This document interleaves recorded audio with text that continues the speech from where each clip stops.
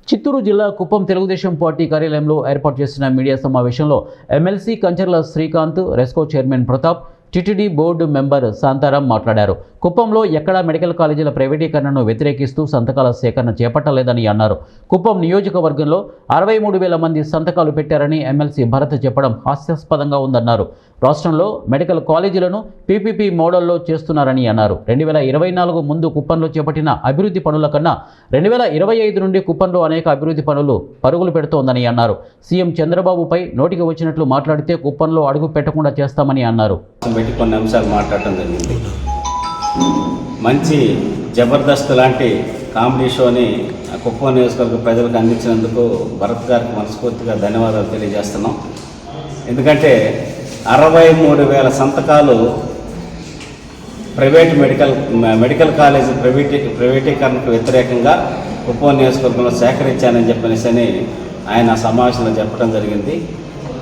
అది ఎంత హాస్యాస్పదంగా ఉందంటే, ఈ కుప్పం నియోజకవర్గంలో మాకెక్కడ ఏ రోడ్డు మీదో ఏ గ్రామంలో కూడా ఎవరు వైఎస్ఆర్సీపీ నాయకులు అవి పట్టుకొని ప్రజల దగ్గర నుంచి సంతకాలు సేకరించిన దాఖలాలు అయితే మాకు కనపడలేదు.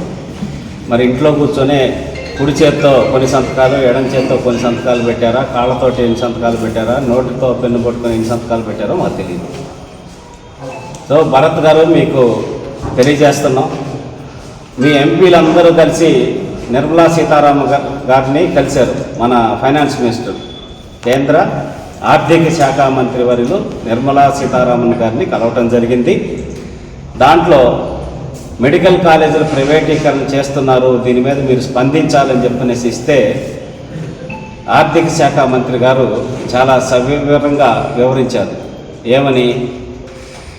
పీపీపీ మోడల్ అంటే ప్రైవేటీకరణ కాదు.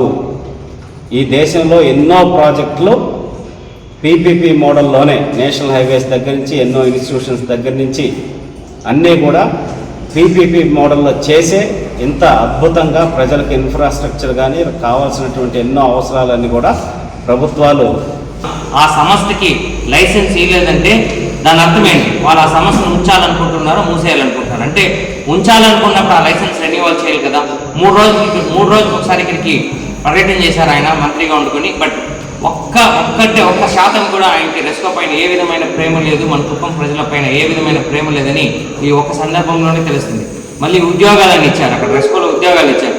ఉద్యోగాలు ఎట్టిచ్చారు? ఈ రోజుకు ఎస్ఆర్ రిజిస్టర్లో సంతకాలు లేకుండా వాళ్ళకు ఉద్యోగాలు ఇవ్వాలనుకున్నప్పుడు కోఆపరేటివ్ సొసైటీకి లెటర్ పెట్టాలి. 2 days అక్కడ ఉండి 2 days కేటాయించుంటే ఈరోజు వాళ్ళకి ఉద్యోగ భద్రత ఉంటుంది. ఎందుకంటే ఇక్కడ నష్టపోయేది కూడా కుప్పం ప్రజలే కాబట్టి చెప్తున్నాను. డబ్బులు తీసుకుని ఏదో విధంగా, అంటే రేపు ఒక గవర్నమెంట్ అనేది వస్తే స్టాండర్డ్ అడ్మినిస్ట్రేషన్ అనేది మెయింటైన్ చేస్తే వాళ్ళు తీసేసినప్పుడు దాన్ని వాళ్ళు సానుభూతిగా వాడాలనుకునే ఒకే ఒక దురుద్దేశంతోనే అక్కడ ఉద్యోగాలు కూడా ఇవ్వడం జరిగింది. అంటే రెస్కో అనేది ఎగ్జాంపుల్ చెప్పాను నేను మీకు, మన పత్రికా విలేకరులకి. ఎందుకంటే వాళ్ళకి అంత అభిమానం, ప్రేమ ఉంది, దొంగ ప్రేమ.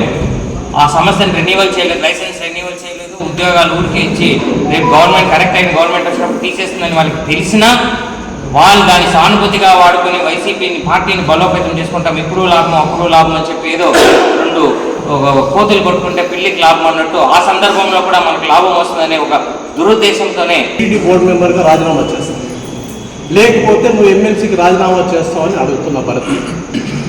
ఎందుకు ఇంకా మీరు మోసం చేస్తున్నారు జనాలు? అంటే కుటుంబంలో అంత పనికిరాలో ఇది మీకు ఇంకా ఉందా? అవసరమా మీకు ఇది? గత 5 సంవత్సరాల ముందర అంద్రీడీవా కాలం రావాలనుకుంటే మీ తండ్రి గారు ఎన్నో కేసులు వేసి అంద్రీడీవా రాకుండా స్టాప్ చేసిన సందర్భం లేదా? సరే, నువ్వు వచ్చిన తర్వాత 5 సంవత్సరాలు నువ్వేం చేశావు? బాహుబలి సెటప్ వేసి మీ జగన్మోహన్ రెడ్డిని తెచ్చిపెట్టి ఒకే ఒక రాత్రికి గేట్లంతా పీకిపోయిన సందర్భాలంతా ఉంది. ఈరోజు చంద్రబాబు నాయుడు గారు వచ్చిన తర్వాత, కూటమి ప్రభుత్వం వచ్చిన తర్వాత అన్ని అభివృద్ధి కార్యక్రమాలు అంద్రీడేమో ఒక పక్క ఫ్యాక్టరీస్, ఒక పక్క మౌలిక సదుపాయాలు, ఒక పక్క రోడ్స్, ఒక పక్క దేవాలయాలు, ఒక పక్క విద్యా సంస్థలు, ఉపాధి అన్నీ చేస్తుంటే నువ్వు దాన్ని తట్టుకోలేక